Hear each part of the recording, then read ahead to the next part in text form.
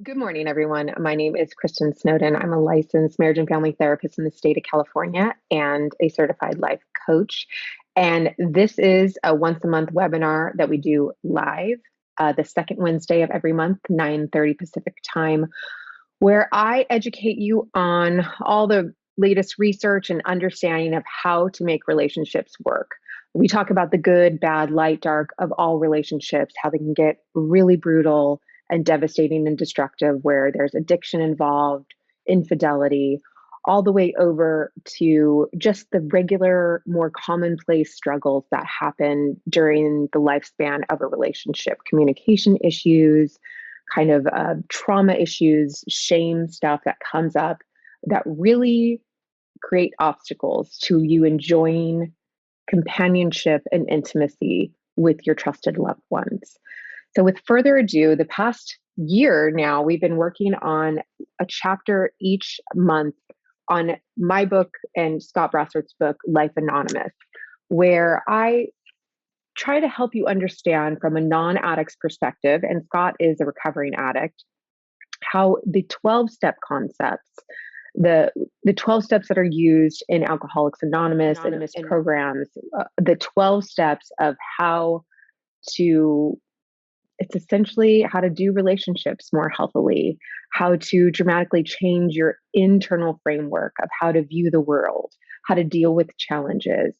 I argue in Life Anonymous that these are classic concepts that whether or not you're trying to get recovery from a particular addiction or you're just trying to navigate a really messy, difficult struggle or crisis in life, you can take these 12-step concepts and apply them to your life. They help you make changes very tangible, very concrete, and can be very empowering.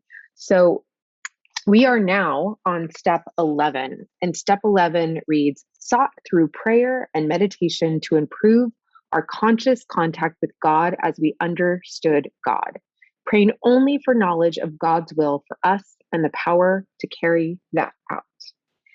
Now, one of the biggest tragedies of the 12 steps, in my opinion, is I think we really turn off. So when there's so much discussion of God or a higher power or God as we understand him, that 12 steps really loses a lot of people who've been essentially traumatized by religious constructs.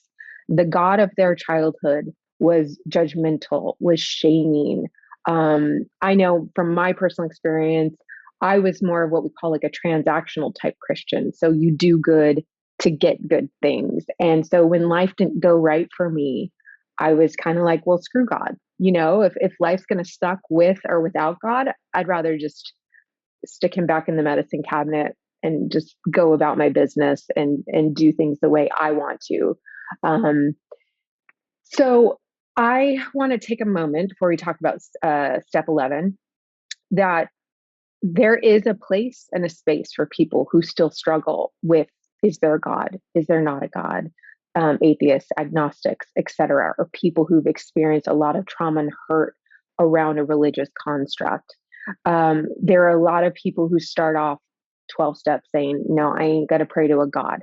This is my favorite chapter of all the books because this step is where I realized everything that I learned in my psychology field, everything that I learned when I started learning about neuroscience, just the way the brain is wired and how it works, and then everything I learned in addiction recovery.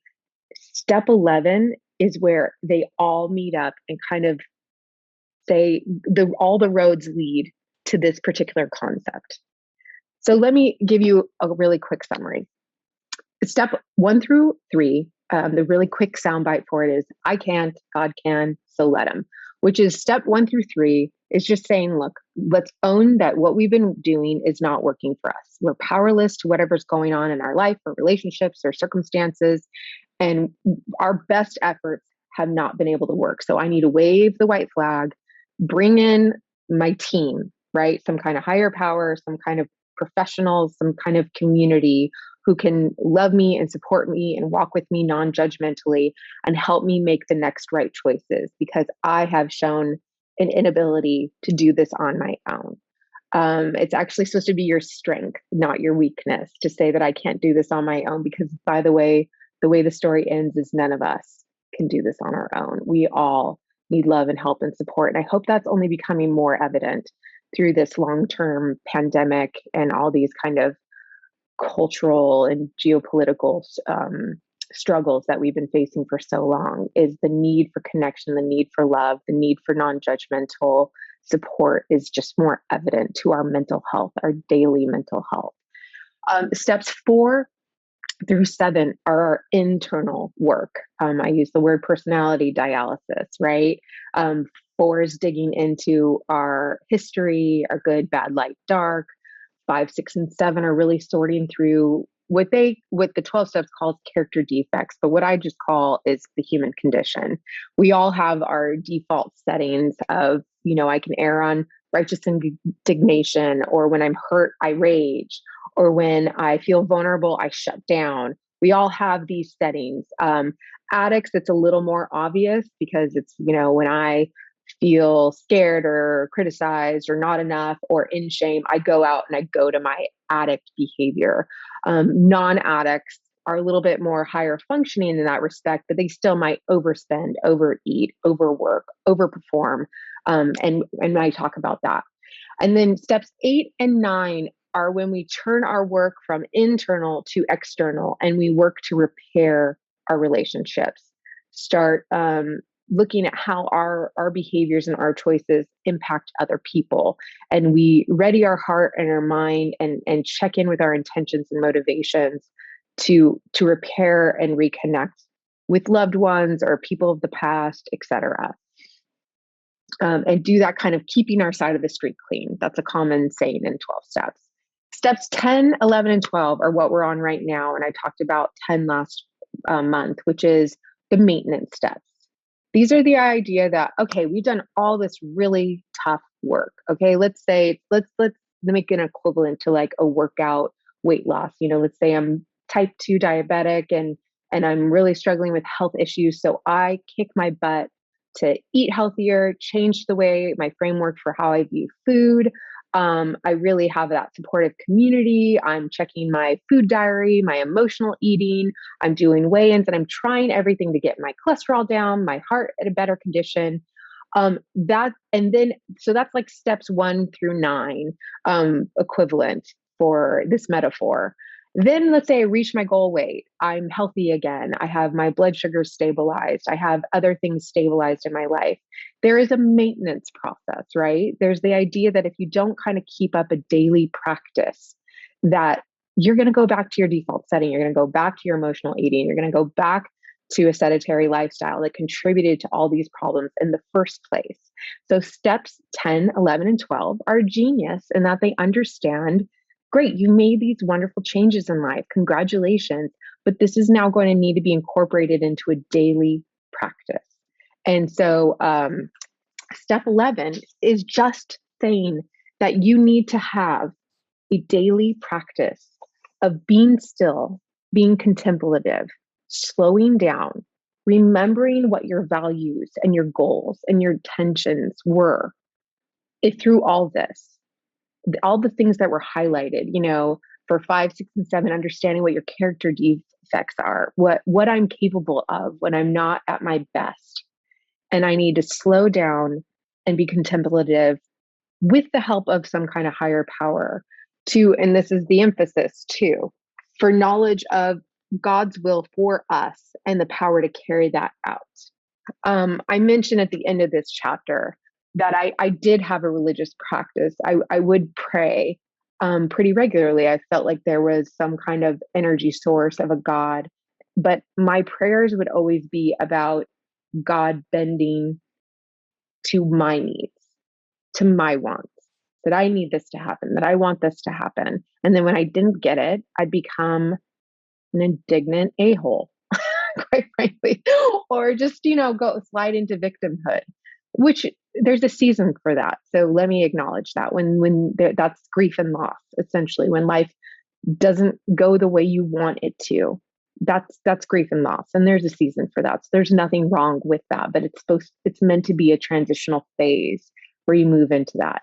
But step 11 is acknowledging that we need to be sitting back and kind of understanding what the universe is handing us, right? I'm going to use the word universe, God, higher power, energy, interchange. Like, it doesn't matter. It's the reason why, we know that a religious practice in the 12-step world is open-ended because they add in wording such as God as we understand God, which is like whatever is a non-shaming, loving, non-judgmental, supportive source for you that you want to lean into, that you want to spend some time and energy and a space in. You want to spend some time there.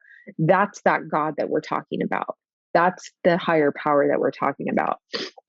And it's spending some time there daily to do your inventory, to redo your inventory, which is what step 10 asks you to. Who am I? Who do I want to be with other people? How do I want to represent myself? What's important to me? What are my values? How do I want to show up? How do I need, do I need to repair? And then ask this God or higher power energy, what do you want me to do with this? What am I here for? Slowing things down. And by the way, let me emphasize for those of you who are like higher power, schmire power, I'm going to get into the neuroscience of this in a little bit to let you know this was an aha moment for me, because I wanted to be like prayer, schmare. I can tell you where to put prayer, and it's not in a very nice part of your body, because I felt very victimized by prayer. I felt very victimized by my original interpretations of what a God is. So I want to acknowledge that, but say that I found a lot of peace and aha moments for myself when I got into the neuroscience of how our brain manages crisis and struggle and hurt and pain and shame, and how slowing things down, things like the Polyvagal Theory and other neuroscience type of perspectives, really helped me understand that step 11 is quite genius. This was written like in the 1930s, before there was MRIs, before they knew all this brain science of addiction and how our brains are wired around crisis and trauma and anxiety, etc. But they knew, without that information, the importance of slowing down, using prayer, using mindfulness, using meditation, using a contemplative process to slow things down and make the best choice, make the next right choice, ask for his will to be done. For, I can't change this universe, so I need to learn how to bend my body to this universe while also still being the best human that I can be, and still reaching for the goals that I need to reach. Let me give you a little background for my history. I was a very spiritual, religious person, and then I had a series of really unfortunate events happen in a short period of time. My mom got sick and died of pancreatic cancer in like 4 months. I had 2 kids within 18 months, all born within that madness. My husband got out of the military and into civilian life during, by the way, the 2008 economic crunch of the world. So stressful, and dealing with life was an understatement. And so I was a transactional Christian. So it was really I call it the cash and prizes Christian. I was partially a Christian for peace and love and connection and community, but partly I expected to win because I was a good person. So it turned me into a very angry person when I wasn't winning, and my marriage was basically ending, and we were separating, and I was looking for answers. I was looking for that peace that I'd had years ago that I couldn't get. I was clamoring for it. I wanted it because I didn't want to be angry and a victim and so untrustworthy of everybody and in such a hateful, poisonous state. So but I couldn't grab religion again. I couldn't get it. I couldn't fake it. So I would listen to books and podcasts, and there was particular people that really resonated with me. At the same time, I was working in treatment and working with people with some really strong, amazing recovery. And so I had this people with great 12-step recovery, speaking to me and showing me through their life the joy that they had and the harmony that they had from this 12-step practice. Then these great minds of like Brene Brown, Richard Rohr, Glennon Doyle, some other people like Nadia Bolz-Weber, a few other people who ironically, when I got into their stories, also had 12-step recovery under them. And they, or like Richard Rohr, he was an addict, but he spent a lot of time at meetings because he worked at a church where meetings were, and he'd sit in on recovery and really learn from the 12-step process. And then I started investigating psychology, like how to get through crisis, how to manage trauma, how the brain wires around trauma.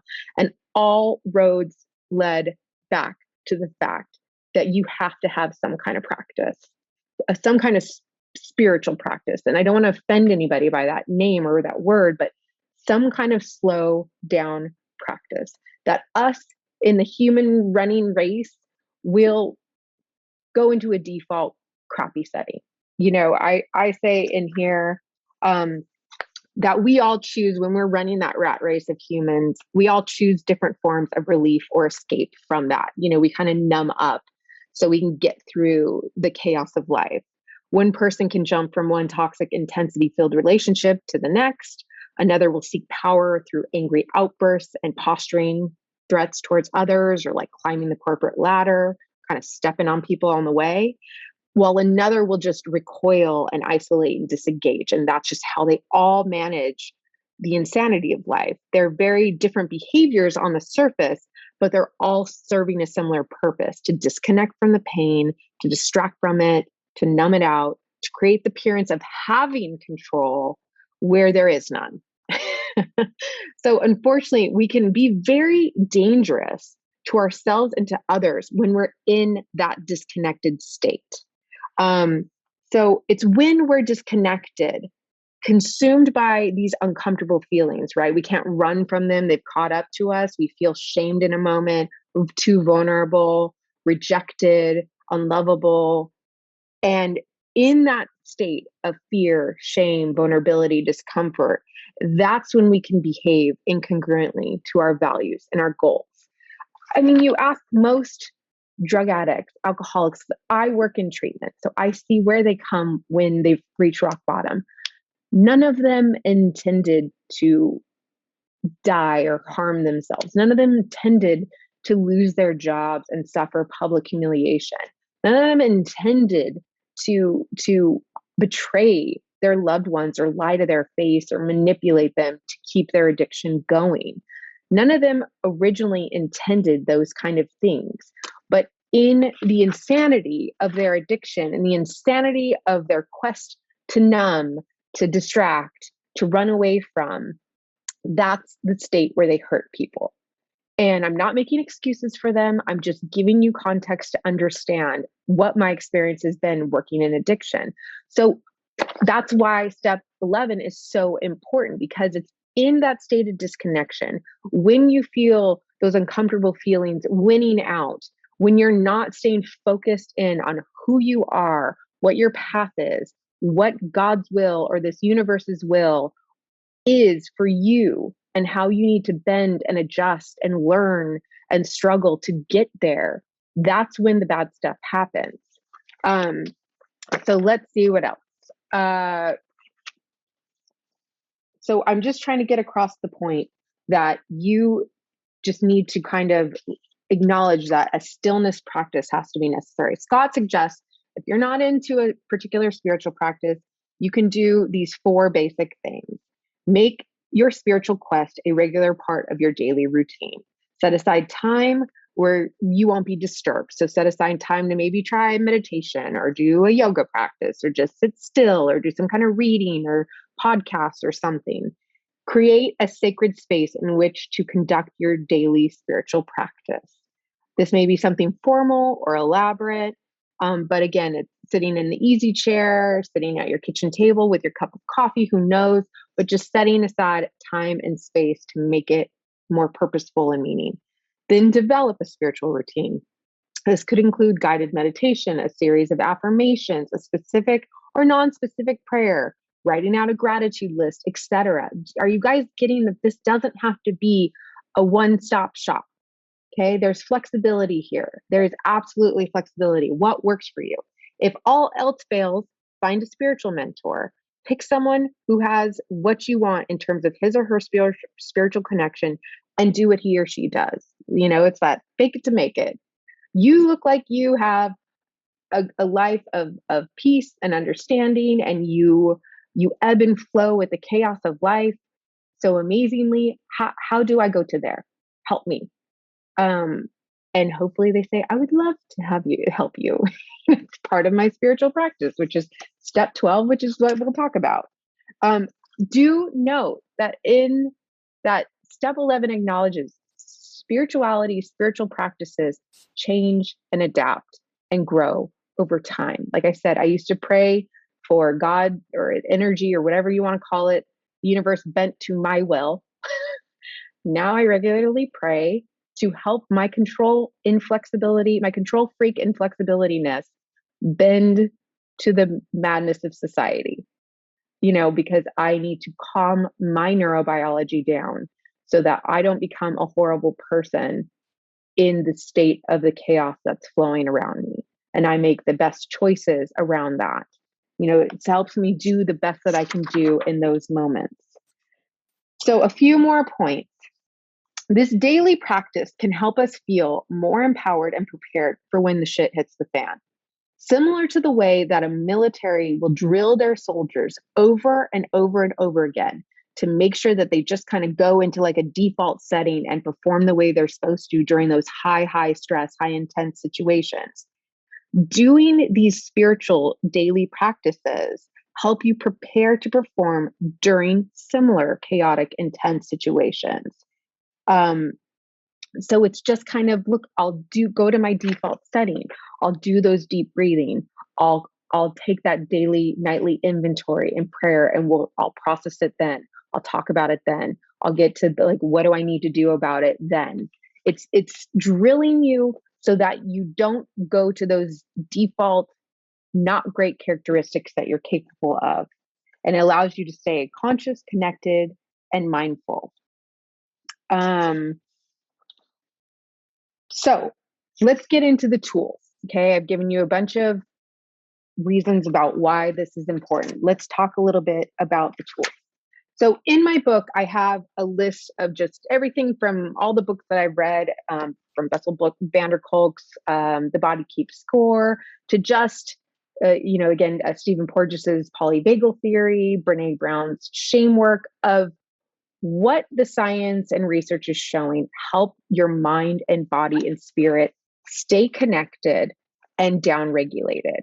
Because that's essentially the difference between higher functioning humans and those who are still struggling, is that they all still experience shame, trauma, struggles, hurt, chaos.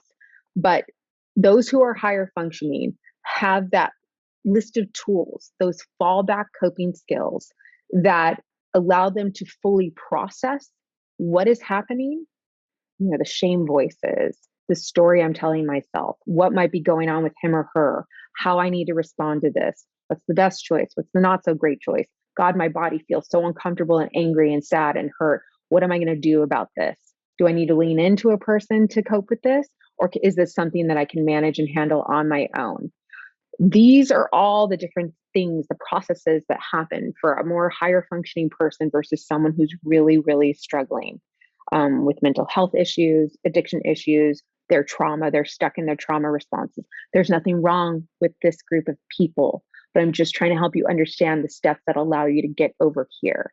They're often usually paralyzed by their trauma. They haven't done the work, the trauma recovery work, to be able to stay contemplative, stay connected, practice that mindfulness or the prayer to get there. So some of these things listed are things that I list that are just very highly correlated with downregulating your body, creating that stillness that help, from grounding techniques, mindfulness, body scanning, breath work, dance, movement, Tai Chi, Qigong, yoga, pets, animal therapy, or just holding and hugging and kissing your pet, sleep exercise, screaming into a pillow, sighing, that resets your body. It's really interesting. Standing on one foot, counting backwards from 100 by 7. Try that. journaling, gratitude lists, tapping your arms or legs rhythmically, side to side, etc. I talk a lot about this, by the way, in one of my videos, the autonomic nervous system. I think I talk about Stephen Porges's information about how to heal from trauma. And so I'm just going to encourage you to check back on those videos. But let me just do, so the idea is that you need to figure out your nervous system is different than my nervous system. Things that hype you up and stress you out may be very, very different than mine. And remember that when it comes to relationships, ladies and gentlemen, stuff that upsets your partner may mean nothing. Like, some really basic, benign example. I come from a loud family. I am loud. The running joke for one of my daughters is, like, 3 different preschool teachers asked us to get her hearing checked because she talked so loud. And like by the 3rd time, I was like, nope, we're just loud. That's just how we operate. It's our genetics. We're loud. Well, guess what? My husband doesn't really like very much when we're in heated discussions. Loud. So his nervous system is loud is uncomfortable. Loud is too much for me. It overwhelms his nervous system. So if I want to have a productive conversation with him, I have to work really hard, despite what's going on in my nervous system, to keep my voice in a calm state, right? Which takes a boatload of mindfulness, like checking in with my body, all these kind of things that step 11 is talking about. That in these moments, I need to say, do I want to win this argument, or do I want to really understand what's going on? Why he's so upset, get across why I'm upset. If the answer is yes, then I need to acknowledge that his nervous system is different than mine, and I need to adjust to that. Conversely, he needs to also learn things that are upsetting to me, that maybe I respond better with hugging or physical touch during a tense argument, so we can get that calms my nervous system down so we can be more productive. It takes work, ladies and gentlemen. But I would really, really encourage you to check out some of my videos that I have on like the autonomic nervous system and how we're wired and how our connection with other people impacts our wiring. It can really, really, really be life-changing to look at everything from a framework as all of us being these like walking, talking nervous systems, these walking, talking like cellular feedback loops.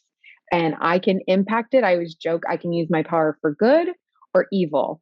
I can whack you out and drive your nervous system insane, or I can use it for good and calm it, co-regulate it, make it feel loved, connected, safe, etc. So doing some work, step 11 is genius, because before they had all this research, they knew there was something magical about this, something magical about slowing things down, doing contemplative, quiet, prayerful, mindful work to get to that safe nervous system state. So I always joke, I'm going to finish up here, but just say, some of my clients that continue to push back and just say, I don't like 12 steps, I don't want to do this. I just know, okay, like, I'm not going to push back on you. I'll meet you where you're at. Then fine. You've not been able to do this on your own. It's not worked. I have so much history to show you that that's accurate. So just find a safe group of people who, by the way, all struggle in a similar way that you do. So they can totally call you out on your crap. They can kind of smell a rat before you even smell it for yourself. So they have similar acting out patterns. They have similar stories. So they know, oh, I know what this is. I know what's going on here. You're slipping into righteous indignation, or you're slipping into the angry, victim mode. So find a group of people, safe group, non-judgmental, non-shaming, who can walk with you through that, and can call you on your stuff and just do some kind of contemplative, meditative practice. That's essentially what I feel like the 12 steps provide you. The fellowship it's a group of people. As I said, it's a safe, intimate, empathetic, and honest environment that keeps us on track, connected to, and congruent with our values and goals. As long as we feel a loving connection and presence that helps us release our shame and stay as congruent and connected as possible, we are effectively working step 11, but really all 12 steps. A place where I can go and say anything and struggle with anything and have people say, me too, I get it. How can I love and support you through this? Including acknowledging that there's some kind of higher power spiritual practice to it. So at the end of this book, I get into the polyvagal theory, which sounds crazy, but it's actually a really great map to help you understand the different like crises levels that your body gets to: the ventral vagal, the sympathetic state, the dorsal vagal, and really helping you learn, okay, what down regulates you? What does help you feel peace, harmony, connection? When are those moments? Is it like petting my dog? Is it riding horses? Is it going for a walk in nature? Is it doing yoga? Is it having a deep, intimate talk with a couple trusted loved ones? What is it? It's unique to you, but you have to find it and start bringing it into a daily practice. And that is my invitation and challenge for you, ladies and gentlemen. That's it. And a lot of what you're talking about is slowing down. And I heard a message this last weekend, and I heard the title of it, and I turned and looked at my husband and said, "Oh, I'm going to hate this one." And it was about the problem with hurry, And I'm always like, check off a bunch of boxes, keep doing the next thing, and it's very hard for me to slow down. And I was like, okay, I'm not going to just listen to the message and check it off. I'm going to take it in, and I changed some things this weekend. I slowed down my schedule. I reached out to a friend who actually, was struggling in physical pain, etc. Went and visited, and she told me that how meaningful the visit was. I took time, like I didn't, go wash the floors or something. It was like I took time, went and connected with her. And she said, I felt so much better. I actually was able to go for a walk afterwards. And I was like, and all because I actually listened and went, I'm going to slow down. It is hard for me, but I'm really trying this week to intentionally integrate that into my life. Not perfectly, not compliantly, completely, but I'm trying. So, but as with everything, I'm willing to grow. I'm willing to learn. I'm willing to do it imperfectly, but I want not the transactional, but I want to be the better version of me. I want to be more serene. I want to be more congruent, and that will always, continue to take work. So we have a bunch of questions, so I'm going to get started with those. I had final disclosure from my SA husband last Thursday. I'm sorry, because I'm reading that and I'm going, oh, that means you probably have had more, and I'm sorry about that. So, and he lied and withheld information, so maybe not final. So next days after, I'm going to go formal disclosure. I pointed out to him about the lies and confusion in his formal disclosure.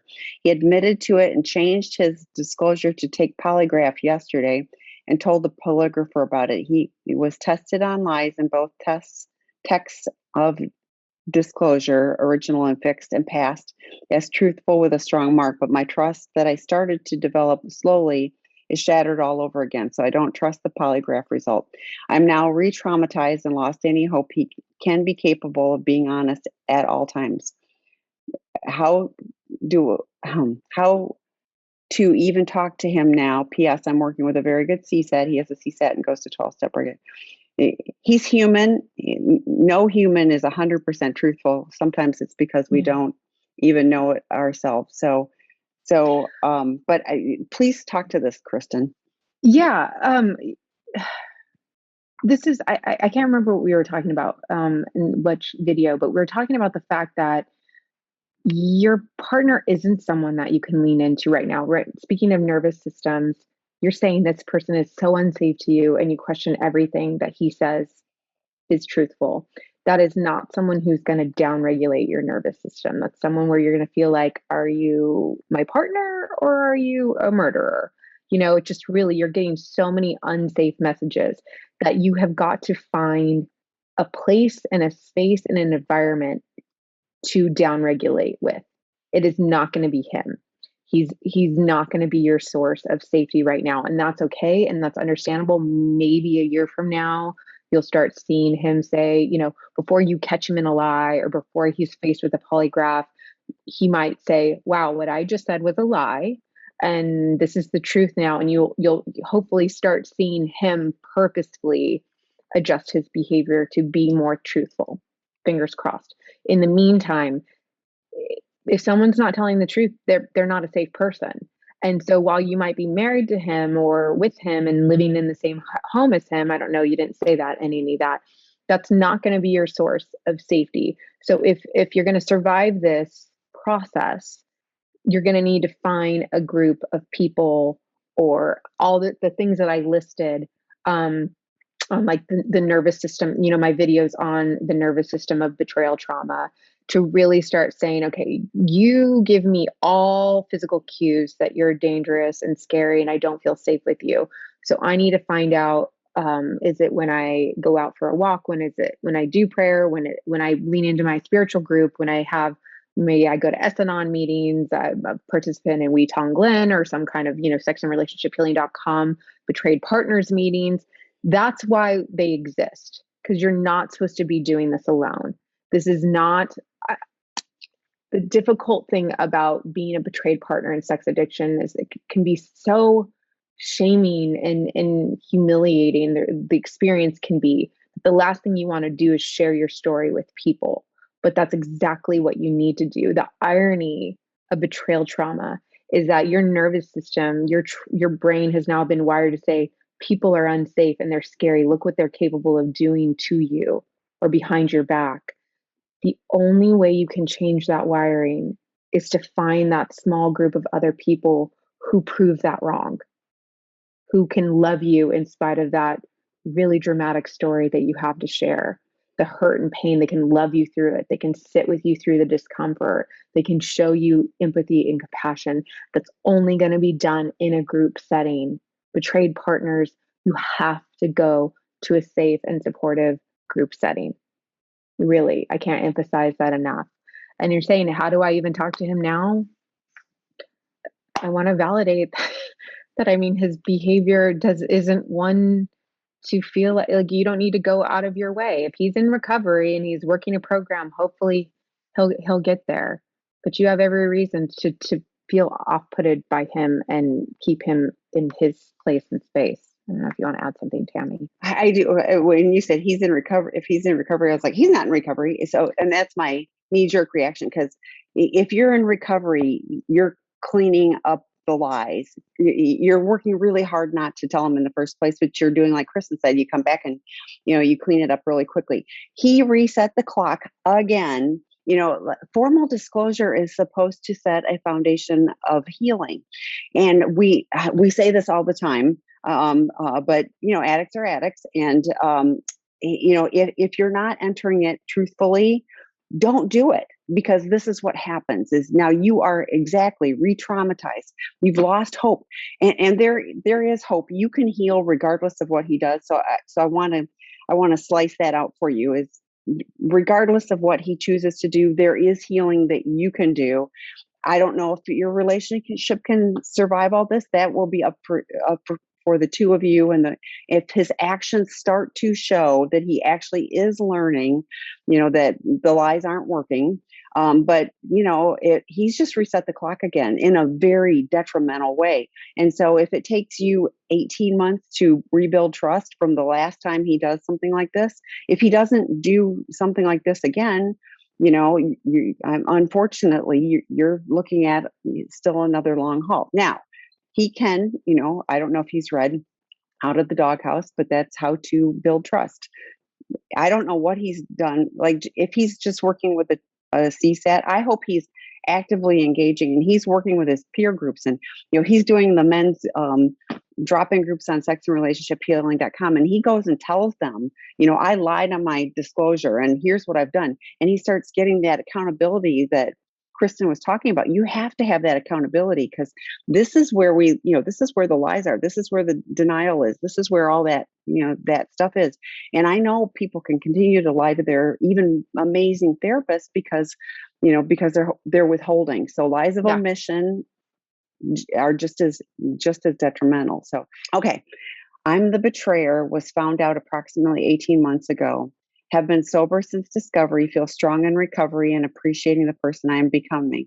Though sober, my spouse doesn't feel safe. PTSD is evident. I recently heard an interesting conversation about co-regulation, helping my spouse regulate difficult emotions during conversations so we can move forward into feelings we want to create together. Do you have recommended resources to understand how to grow in this practice? This feels like Um, what you're talking about with your husband. Like, you need to yeah. downregulate your voice. No, Yeah. I think it's a really great later step for sex addicts and their betrayed partners. Obviously, when things are just exploding, I wouldn't recommend. You're not you could not possibly be a co-regulating system for them originally or initially, but 18 months in with good recovery, that might be a really great time to start exploring. So like I said, I have that video, the like the autonomic nervous system of betrayed partners, and even addicts, by the way, they have very sensitive nervous systems as well. And so going through that path of figuring out, okay, it feels safe when he or she does this. Okay, it really scares me when he or she does this. So there, it could be, most of this stuff is like nonverbal stuff. It's posturing. It's to hug or touch someone, or to give them distance or space. Eye contact. Sometimes eye contact's too much. Sometimes eye Mhm. contact's safer. Um, Tones of voices, etc. Those are all meta messages to your nervous system about what's safe and what's not safe.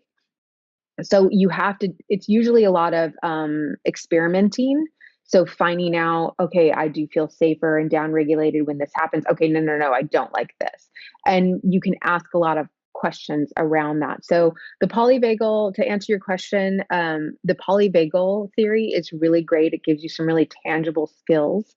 I think even Deb Dana has a book that's like exercises that can help you downregulate, that might be appropriate for you and your partner to go through to start figuring out, okay, does this make you feel safer when I do this or that? How does this response, to this inquiry or this struggle, how does this help you, feel? And this, ladies and gentlemen, is exactly what can create the safety and intimacy that's been missing from most people's relationships. A lot of us who work in sex addiction recovery and with betrayed partners, one of the things we always say is we do this because if done right, these people can experience love, connection, intimacy, liking themselves and liking their partner more than they ever thought down the road later on. Using these types of skills, you can either learn to lean into each other to get through this crisis, or continue to turn outward, which is exactly what was happening when you were in your addiction.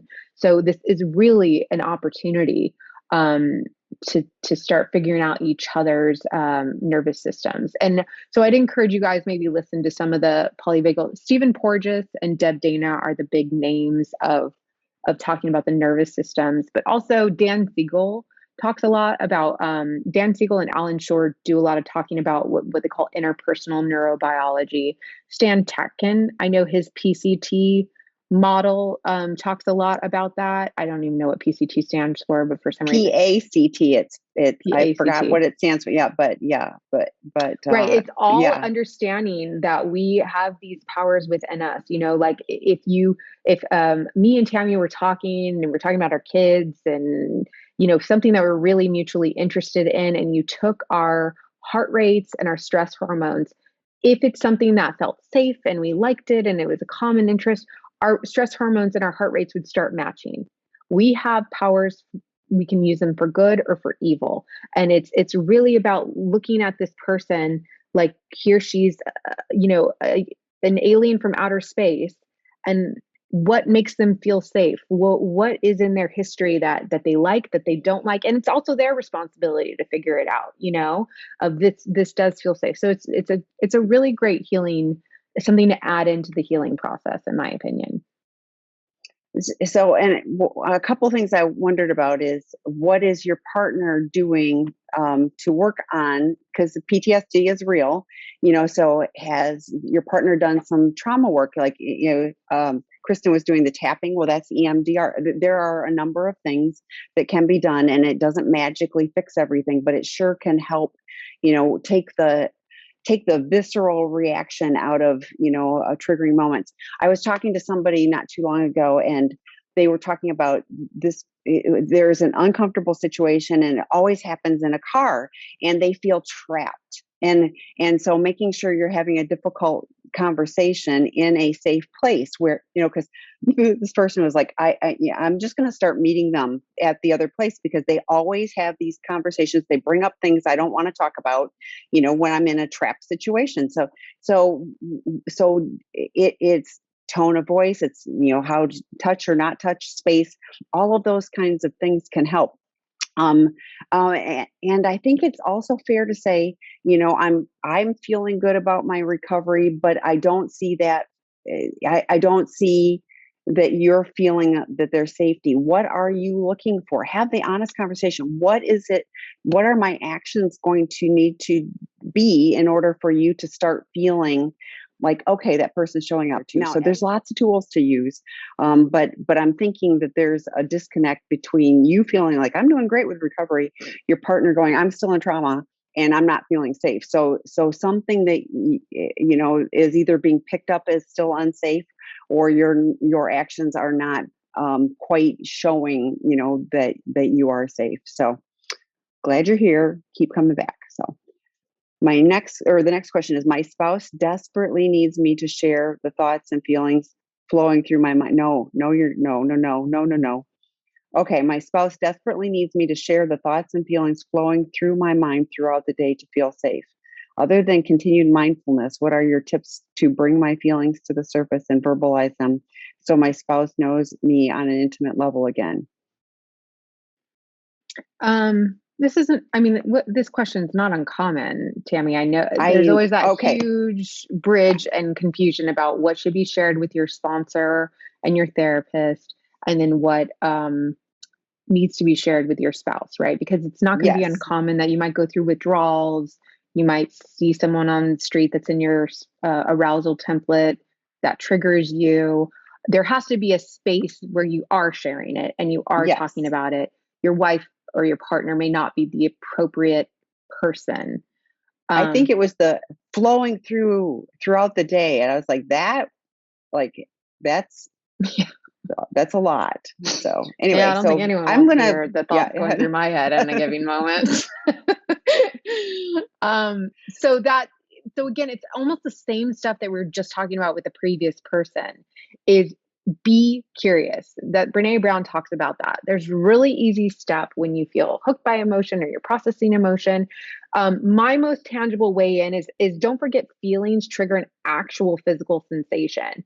So if you're not numbing out and distracting too much and you slow down and you're contemplative, right? If you're mindful, you're doing a practice of daily, like, be still, then you'll know a sensation of, oh, I'm feeling really anxious. I'm feeling, right? It might even be your spouse walks up and goes, what are you thinking right now?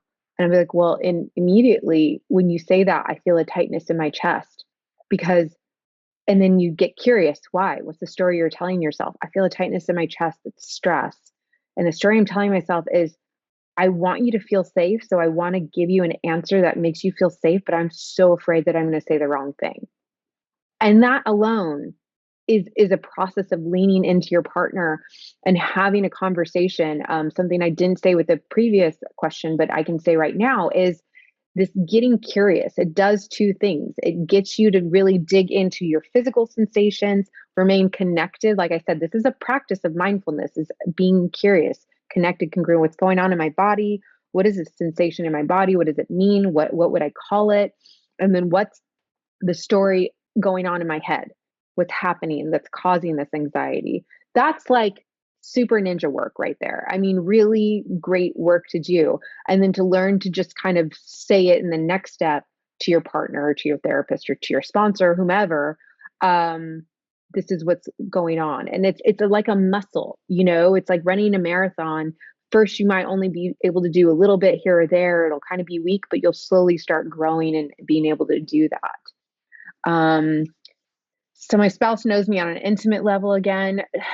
That's hard. I mean, you guys, like, same advice as I give the previous question, is start exploring each other's nervous systems, listening to these podcasts about healing and what feels safe and what makes me feel more connected to you. Does she need to know every single thought, feeling, or spouse need to know every thought, feeling going on in your head? No, but they might want to know, like, oh, I'm thinking about this, or I'm anxious about this, or I'm struggling over this, or I'm feeling really resistant about this. They're looking at you and they're getting feedback from you, from your history of acting out, lying, not saying what you mean and mean what you say. There's so much uncertainty there that they're just trying to grab hold of certainty and find out everything that you're thinking about so they can react and respond to it. So part of it is them trying to, like I said, with the previous person who'd kind of been lied to during disclosure, they might need to partially lean into their group of people, their supportive group, to feel safe again, because they're not going to be able to always feel safe with you, and figure out what helps their neurobiology, their nervous system feel safe, but also have very direct conversations with you. If it feels safe when you do this, it doesn't feel safe when you do this. I don't know. Anything else, Tammy? Well, like having a daily check-in makes tons of sense, but Yeah. but if it was the running,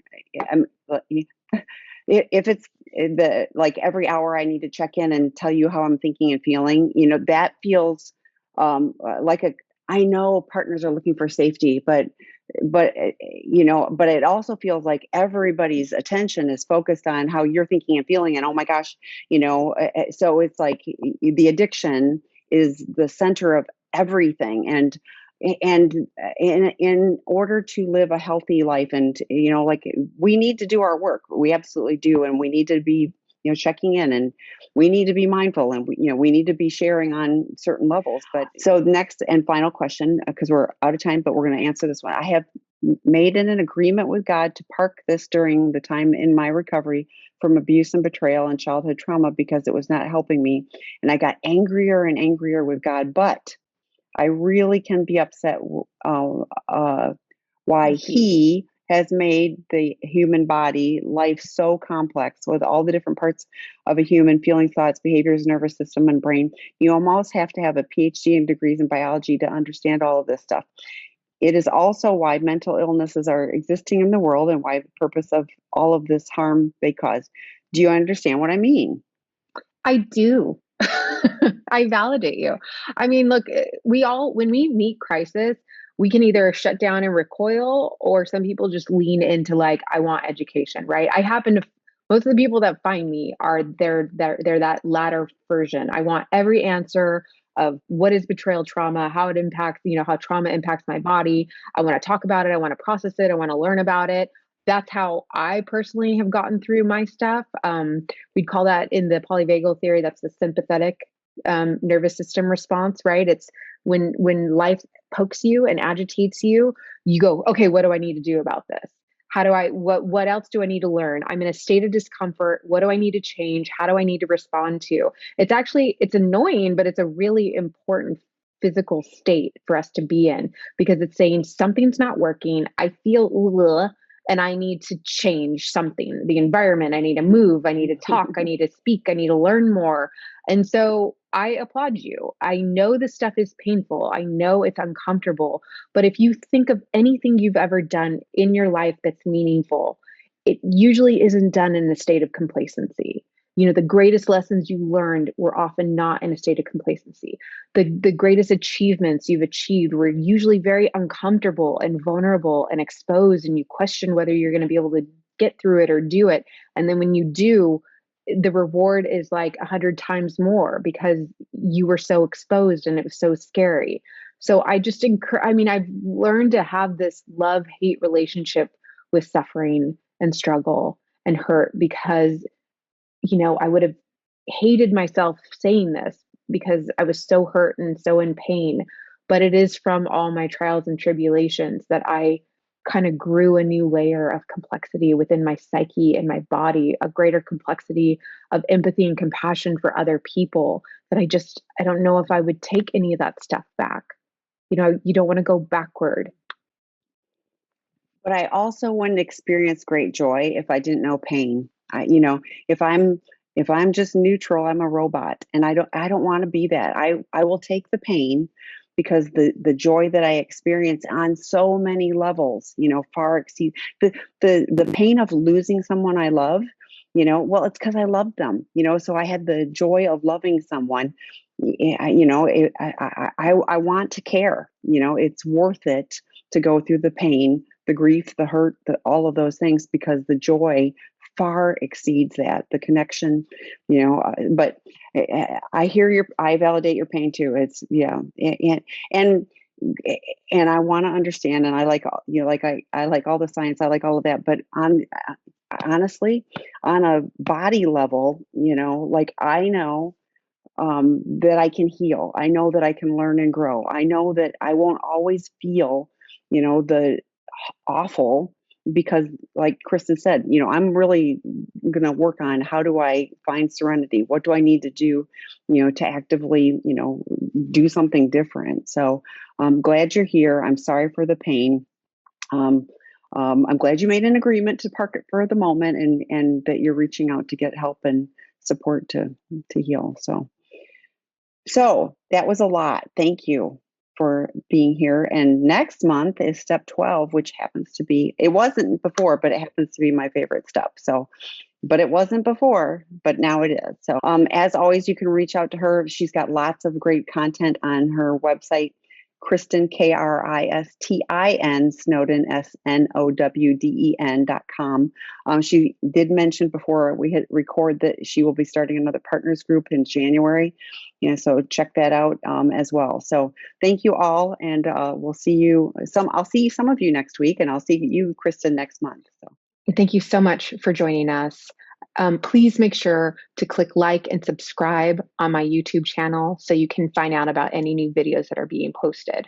And also please take a minute to go to my website, KristinSnowden.com, and subscribe to get on the mailing list there, where I provide upcoming workshops, any kind of live interaction that you can have with me for other live webinars, but also sales and discounts that I provide for my current library of videos that I have on my website, kind of packages of courses and curriculum and information that I've pulled together to help professionals grow, and how to help other couples and individuals heal, help couples heal together and work to better understand each other and work to end unhealthy patterns and get to a better place.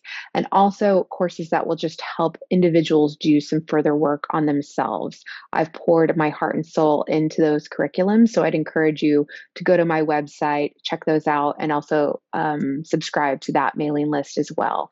Thank you so much for joining. I look forward to seeing you in the subsequent videos. And if you have any questions, as always, you can email me at KristinSnowdenMFT@gmail.com. Thanks, and I'll see you next month.